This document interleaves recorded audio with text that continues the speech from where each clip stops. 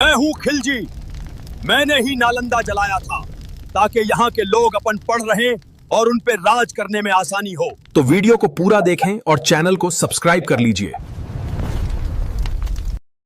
इतिहास के पन्नों को अगर हम पलटकर देखें तो एक समय ऐसा था जब पूरी दुनिया अंधकार और अज्ञानता में जी रही थी। उस समय भारत के सीने पर ज्ञान का एक ऐसा सूरज चमक रहा था जिसकी रोशनी पूरी दुनिया को रोशन कर रही थी। यह कोई आम जगह नहीं थी, यह था नालंदा विश्वविद्यालय। आज जब हम किसी बड़े कॉलेज या यूनिवर्सिटी की बात करते हैं तो हमारे दिमाग में ऑक्सफोर्ड या कैम्ब्रिज का नाम आता है, लेकिन आपको जानकर हैरानी होगी कि जब इन पश्चिमी देशों में लोग ठीक से कपड़े पहनना भी नहीं जानते थे, तब हमारे बिहार की धरती पर दुनिया की पहली अंतर्राष्ट्रीय और आवासीय यूनिवर्सिटी शान से खड़ी थी। नालंदा सिर्फ ईंट और पत्थरों से बनी एक इमारत नहीं थी, यह भारत की आत्मा थी। यह वह जगह थी जहां धर्म, विज्ञान, खगोल शास्त्र, चिकित्सा और तर्क शास्त्र की नदियां एक साथ बहती थीं। इस विश्वविद्यालय का परिसर इतना विशाल था कि आज के आधुनिक ड्रोन कैमरे भी एक बार में इसे पूरा नहीं कैप्चर कर सकते। अगर आप इसके वास्तुशिल्प को समझेंगे तो हैरान रह जाएंगे। आज खुदाई में इसका केवल 10 से 15% हिस्सा ही बाहर आ पाया है, लेकिन उसी में इसकी महानता की झलक दिख जाती है। यहाँ का ढांचा बेहद वैज्ञानिक और व्यवस्थित था। पूरे कैंपस को अलग अलग ब्लॉक्स या कंपाउंड्स में बांटा गया था। हर ब्लॉक एक खास विषय के लिए समर्पित था। अगर किसी छात्र को चिकित्सा की पढ़ाई करनी है तो उसका ब्लॉक अलग, अगर इतिहास पढ़ना है तो उसका ब्लॉक अलग। आज के समय में जैसे हॉस्टल होते हैं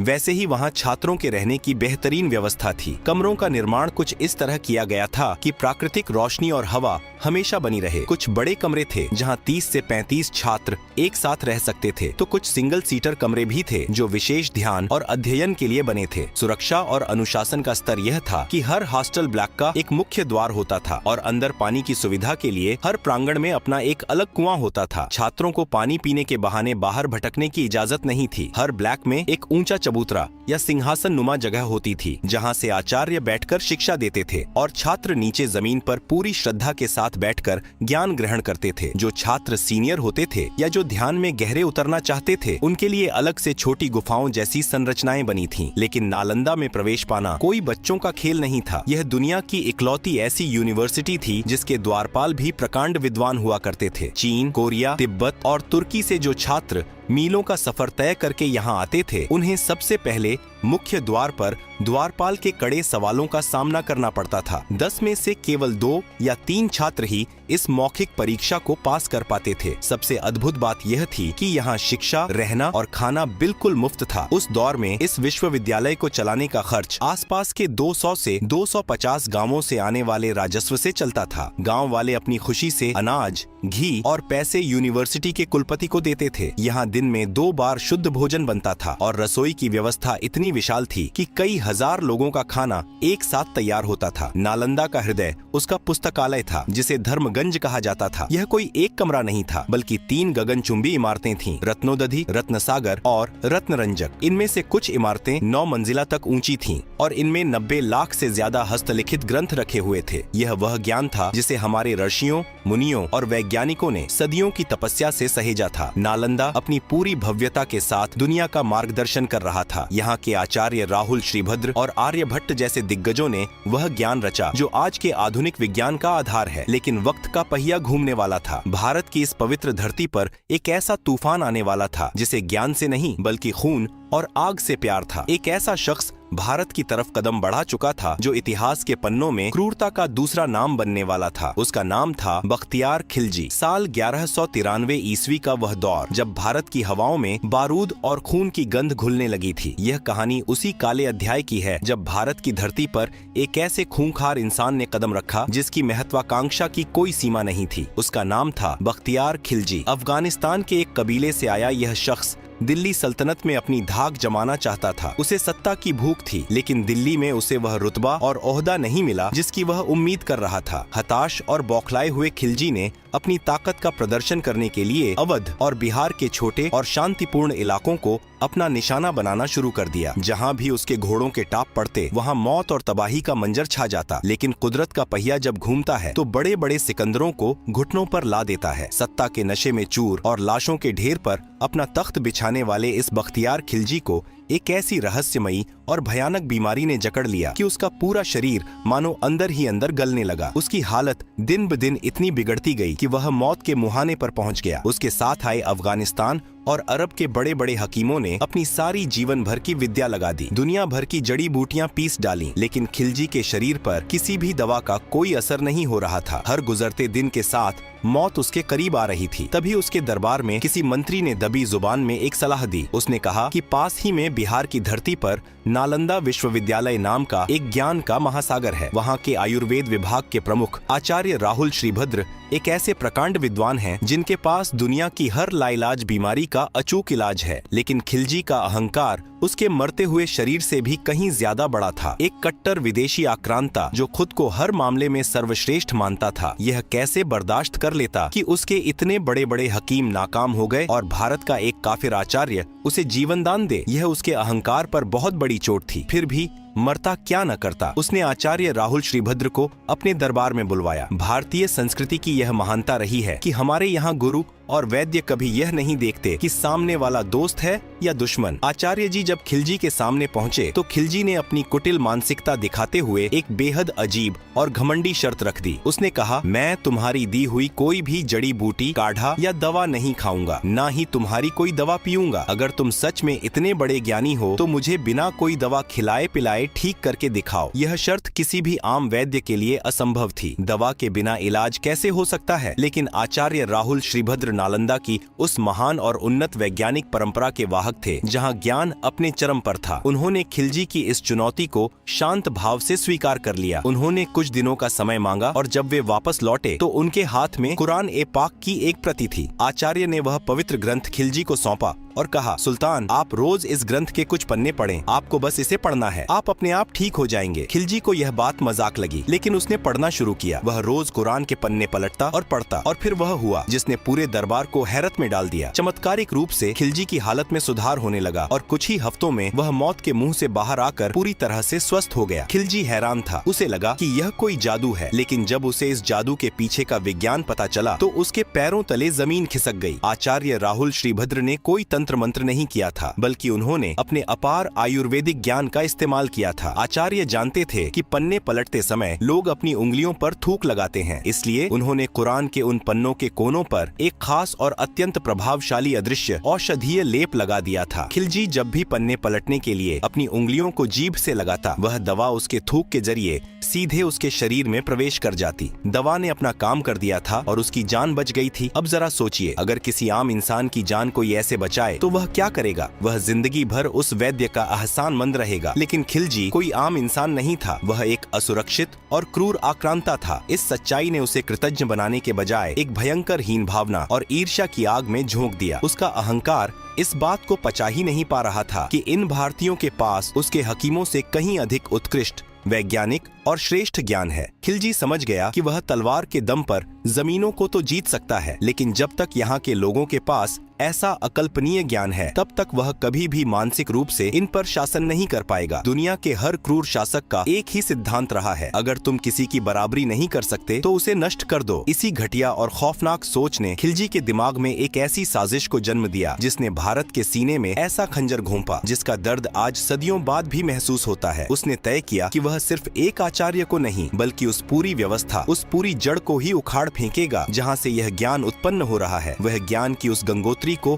खून से लाल करने के लिए निकल पड़ा। बख्तियार खिलजी के अंदर सुलग रही हीन भावना और ईर्ष्या की आग अब एक भयंकर ज्वालामुखी का रूप ले चुकी थी। वह यह बात अच्छी तरह समझ गया था कि भारत की असली ताकत उसके राजाओं की तलवारों में नहीं, बल्कि उसके ऋषियों, मुनियों और आचार्यों के मस्तिष्कों में बसती है। जब तक नालंदा जैसी जगहें आबाद हैं, तब तक वह और उसके जैसे आक्रांता कभी भी भारतीयों के मनों पर राज्य नहीं कर पाएंगे। एक असुरक्षित शासक जब अपनी बौद्धिक हार मान लेता है तो वह सबसे पहले उस समाज की जड़ों पर कुल्हाड़ी मारता है, और खिलजी ने भी यही खौफनाक रास्ता चुना। साल 1193 ईस्वी का वह काला दिन जब खिलजी की बर्बर सेना ने नालंदा के उस शांत पवित्र और निहत्थे परिसर पर धावा बोल दिया। यह कोई युद्ध नहीं था, क्योंकि सामने लड़ने वाले कोई सैनिक नहीं थे। वहाँ सिर्फ ध्यान मग्न बौद्ध भिक्षु, वेद पढ़ते ब्राह्मण और चिकित्सा से लेकर खगोल शास्त्र तक की गुत्थियां सुलझा रहे निहत्थे छात्र थे। जो हाथ केवल कलम पकड़ना जानते थे, उन्हें खिलजी की सेना ने बेरहमी से काट डाला। हजारों आचार्यों और छात्रों का बेरहमी से कत्लेआम किया गया। पूरे नालंदा परिसर की फर्श, जो कभी ज्ञान की चर्चाओं से गूंजती थी, अब बेगुनाह विद्वानों के खून से लाल हो चुकी थी। इंसानों को मारने के बाद खिलजी का शैतानी दिमाग अपनी असली मंजिल की तरफ मुड़ा, धर्मगंज। उसने आदेश दिया कि इस पूरे पुस्तकालय को आग के हवाले कर दिया जाए। 3 विशाल इमारतों में रखी 90 लाख से ज्यादा पांडुलिपियों में आग लगा दी गई। ये आग कोई 1 या 2 दिन नहीं, बल्कि पूरे 3 से 6 महीने तक सुलगती रही। अक्सर लोग हैरान होते हैं कि आग को बुझने में 6 महीने कैसे लग गए। क्या किताबें इतने लंबे समय तक जल सकती हैं? इसका वैज्ञानिक कारण यह है कि उस जमाने में आज के जैसे पतले कागज नहीं होते थे। हमारे पूर्वज अपना ज्ञान पेड़ की मोटी छालों, भोजपत्रों और ताड़ के पत्तों पर लिखते थे। जब इतनी भारी मात्रा में मोटी लकड़ियों और छालों का अंबार जलता है, तो वह राख बनने में महीनों का समय लेता है। आसमान काले धुएं से भर गया था और उस धुएं के साथ उड़ रहा था भारत का हजारों सालों का विज्ञान, आयुर्वेद, गणित और दर्शन शास्त्र। यह कोई साधारण आगजनी नहीं थी। आधुनिक इतिहासकार इसे सांस्कृतिक नरसंहार कहते हैं। किसी भी देश को अगर हमेशा के लिए अपना गुलाम बनाना हो, तो सबसे पहले उसकी याददाश्त मिटा दो, उसका इतिहास जला दो। जब एक समाज अपने गौरवशाली अतीत को भूल जाता है, तो वह खुद को हीन समझने लगता है और हमलावर की संस्कृति को श्रेष्ठ मानकर मानसिक रूप से उसका गुलाम बन जाता है। किताबों को जलाने की यह कुत्सित रणनीति दुनिया के हर क्रूर शासक ने अपनाई है। अगर हम वैश्विक इतिहास के पन्ने पलटें, तो पाएंगे कि खिलजी अकेला ऐसा पागल नहीं था। जब मंगोलों ने पर्शिया पर हमला किया था, तो उन्होंने 1258 ईस्वी में बगदाद के मशहूर हाउस ऑफ विजडम को भी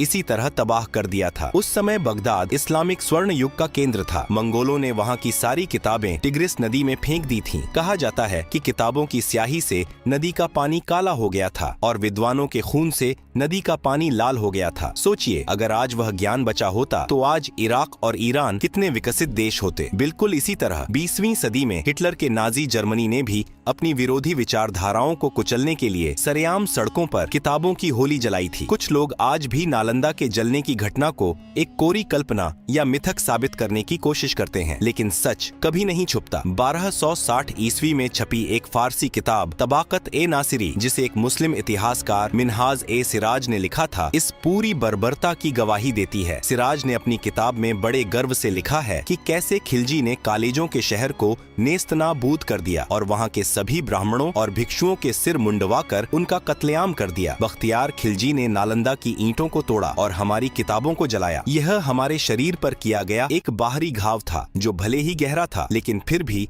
हम उससे उबर सकते थे। लेकिन भारत के ज्ञान पर सबसे खतरनाक और मीठा जहर अब भी आना बाकी था। एक ऐसा हमला जो हथियारों से नहीं, बल्कि एक सिस्टम से होने वाला था। एक ऐसा शख्स जो सूट बूट पहनकर आने वाला था और हमारे दिमागों को हमेशा के लिए गुलाम बनाने वाला था। बख्तियार खिलजी ने नालंदा की ईंटों को तोड़ा और हमारी 90 लाख किताबों की चिता जलाई। यह हमारे शरीर पर किया गया एक बाहरी और बेहद क्रूर घाव था, जिसका दर्द सदियों तक रहा। खिलजी जैसे कई और आक्रांता आए, जिन्होंने तलवारों के दम पर मंदिरों, विश्वविद्यालयों और पुस्तकालयों को मटियामेट किया, लेकिन फिर भी भारत की आत्मा पूरी तरह से नहीं मरी थी। गांवों और कस्बों में फैले हजारों गुरुकुल और स्थानीय पाठशालाएं उस राख के ढेर में भी हमारी संस्कृति और वेदों की जड़ों को सींच रहे थे। लेकिन फिर द्वार बदला और भारत की धरती पर 19वीं सदी में एक नया दुश्मन आया। यह दुश्मन पहले वालों की तरह खून से सनी तलवार लेकर घोड़े पर सवार होकर नहीं आया था। यह दुश्मन सूट बूट पहने, चेहरे पर एक सभ्य मुस्कान लिए और हाथों में कानून की किताबें लेकर जहाजों से उतरा था। ये थे अंग्रेज, और इनका सबसे खतरनाक, चालाक और बौद्धिक हत्यारा था लॉर्ड थॉमस बबिंगटन माइकाले। अंग्रेज यह बहुत अच्छी तरह समझ चुके थे कि हथियारों और तोपों के दम पर इतने विशाल, विविध और सांस्कृतिक रूप से समृद्ध देश पर हमेशा के लिए राज्य नहीं किया जा सकता। उन्हें यह भी पता था कि जब तक एक भारतीय को अपनी संस्कृति, अपने प्राचीन विज्ञान, अपने साहित्य और अपनी मिट्टी पर गर्व रहेगा, तब तक उसे सच्चा गुलाम नहीं बनाया जा सकता। एक गुलाम शरीर से कहीं ज्यादा खतरनाक एक आजाद और सोचता हुआ दिमाग होता है। इसीलिए मैकाले ने एक ऐसा मास्टर प्लान तैयार किया जिसने हमारी शिक्षा प्रणाली की रीढ़ की हड्डी ही तोड़कर रख दी। मैकाले ने एक बेहद चालाक और विशैली नीति पेश की जिसे इतिहास में डाउनवर्ड फिल्ट्रेशन थ्योरी कहा जाता है। इस नीति का सीधा सा मतलब था, पूरे भारत को शिक्षित करने की कोई जरूरत नहीं है, बस भारत के एक छोटे, अमीर और उच्च वर्ग को अंग्रेजी शिक्षा दो। मैकाले का विजन बिल्कुल स्पष्ट और खौफनाक था। उसने कहा था कि हमें एक ऐसा वर्ग तैयार करना है जो रंग और खून से तो भारतीय हो, लेकिन अपनी पसंद, विचारों, नैतिकता और बुद्धि से पूरी तरह अंग्रेज हो। अंग्रेजों ने बहुत ही योजनाबद्ध तरीके से हमारे गुरुकुलों को मिलने वाले फंड और दान को अवैध घोषित कर दिया। संस्कृत, प्राकृत और स्थानीय भाषाओं को जानबूझकर पिछड़ापन का प्रतीक बना दिया गया और अंग्रेजी को बुद्धिमानी और स्टेटस का पैमाना घोषित कर दिया गया। एक ऐसा सिस्टम बना दिया गया कि अगर आपको सरकारी नौकरी चाहिए, कोर्ट कचहरी में न्याय चाहिए या समाज में इज्जत चाहिए तो आपको अंग्रेजी आनी ही चाहिए। धीरे धीरे लेकिन बहुत ही गहराई से भारतीयों के दिमाग में यह हीन भावना का जहर घोल दिया गया कि उनका अपना साहित्य, आयुर्वेद, खगोल शास्त्र, गणित और दर्शन सब बेकार और पुराना है। उन्हें यह विश्वास दिला दिया गया कि जो कुछ भी पश्चिम से आ रहा है वही असली विज्ञान और वही आधुनिकता है। साल 1836 के आसपास लॉर्ड मैकाले ने अपने पिता को लिखे एक पत्र में बड़े ही घमंड के साथ इस बात का जिक्र किया था कि अगर हमारी शिक्षा नीति इसी तरह लागू रही तो मुझे पूरा विश्वास है कि आने वाले 30 सालों में बंगाल के उच्च वर्ग में कोई भी सच्चा मूर्ति पूजक या अपनी संस्कृति से जुड़ा इंसान नहीं बचेगा। जरा सोचिए, खिलजी ने तो धर्मगंज की सिर्फ इमारतों और पन्नों को जलाया था, लेकिन मैकाले की इस शिक्षा नीति ने तो करोड़ों भारतीयों के दिमागों को ही जलाकर राख कर दिया। सदियों की इस मानसिक प्रोग्रामिंग का ही नतीजा है कि आज इतने सालों की आजादी के बाद भी हमारे समाज में यह हीन भावना गहराई तक बैठी है। आज भी हम फर्राटेदार अंग्रेजी बोलने वाले को स्वतः ही ज्ञानी मान लेते हैं और अपनी मातृभाषा बोलने वाले को कमतर आंकते हैं। हमारी अपनी पारंपरिक विद्याएं सिकुड़ कर रह गईं और हम विदेशी ज्ञान के मोहताज बन गए। उस प्राचीन दौर में ज्ञान को बचाना इसलिए मुश्किल था क्योंकि किताबें कागज, भोजपत्रों और पेड़ों की छालों पर लिखी थीं, जिन्हें कोई भी क्रूर शासक आसानी से आग लगा सकता था। लेकिन आज हम एक डिजिटल युग में जी रहे हैं। आज हमारे पास अपने ज्ञान, अपने दस्तावेजों और अपने प्राचीन ग्रंथों को डिजिटल फॉर्मेट में हमेशा हमेशा के लिए सुरक्षित करने की तकनीक मौजूद है। आज कोई भी नया खिलजी आकर हमारी ई लाइब्रेरी को माचिस की तीली से नहीं जला सकता। नालंदा के वो जले हुए, खामोश और वीरान पड़े खंडहर आज भी चीख चीख कर हमें हमारी उस महान विरासत की याद दिलाते हैं जिसे हमने खो दिया है। आज जरूरत इस बात की है कि हम उन खंडहरों को देखकर सिर्फ मातम न मनाएं, बल्कि उस खोए हुए गौरव को वापस लाने की प्रेरणा लें। हमें उन मानसिक गुलामी की जंजीरों को तोड़ना होगा जो मैकाले हमारे दिमागों में डाल गया था। हमें अपनी जड़ों की तरफ वापस लौटना होगा, अपने प्राचीन ज्ञान और आधुनिक विज्ञान का बेहतरीन संगम बनाना होगा। क्योंकि याद रखिए, जो पेड़ अपनी जड़ों से कट जाता है वह चाहे कितना भी विशाल क्यों न दिखे, एक छोटी सी आंधी में गिर ही जाता है।